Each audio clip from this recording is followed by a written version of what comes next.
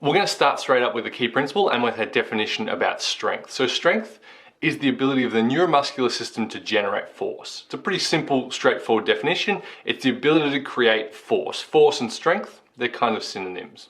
It's measured in newtons, most typically, which is how much force you can put into a thing. It's measured in newtons, or in mass moved or mass resisted. So sometimes we'll use kilograms or pounds as a reference and an easier way of determining newtons, because it's hard to determine how many newtons of force you create on a squat, but we do know that you've squatted 100 kilos, for example. So we use mass as a substitute, if you will, and an easier way of measuring strength in gym terms without things like a force plate or things like that. So the importance of strength can't be understated. So this is the force velocity curve. It's the relationship between force and velocity. And the more velocity you want to create, typically the less force you are able to generate. And vice versa. If you want to generate more force, you'll have to do it at a lower velocity. And so as velocity reaches zero, force reaches its peak, and then vice versa. And you can see in the middle there, power, or that theoretical peak power spot, sits right in the middle. And so today we're going to be focusing on max strength, that absolute top end of the force continuum. But as we move through these modules and as we move into Unit 8, which is part 2 of our strength topic, we'll then start transitioning into power and start looking at how that strength helps build greater, more powerful athletes.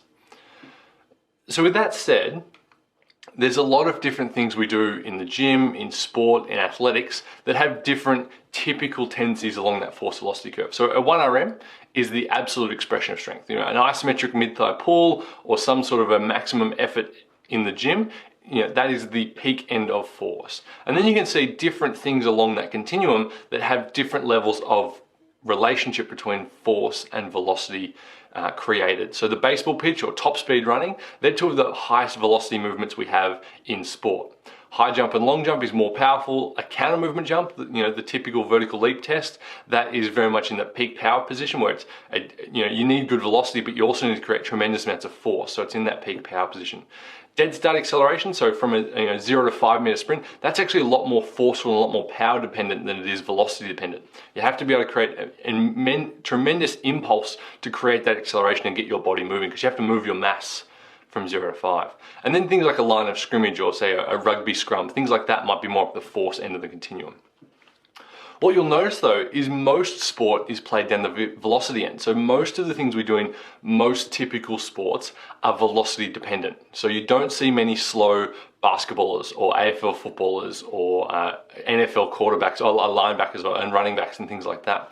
So while most of sport is velocity dependent, strength really is the foundation of that athleticism. It's strength that allows us to express that speed. So in the purest sense, you can't reach your top speed in many sports unless you have great acceleration. And that great acceleration is dependent on strength. So strength really is the foundation of everything else. If we're not strong, it makes it very hard to create power, because strength and force is half of that power equation, and therefore it's hard to develop speed as well.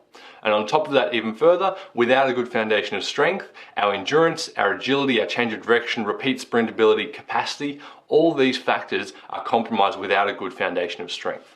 So if you aren't first strong, everything else is a bit irrelevant. And we'll talk more about that throughout this module in particular.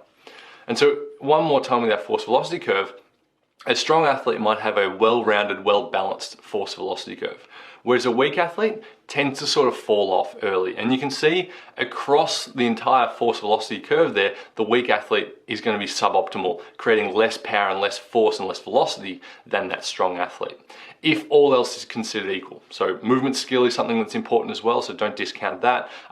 Strength relative to body weight, particularly in power and running-based sports, is really important as well. But you can see that the strong athlete is going to beat that weak athlete if everything else is equal. So the importance of strength.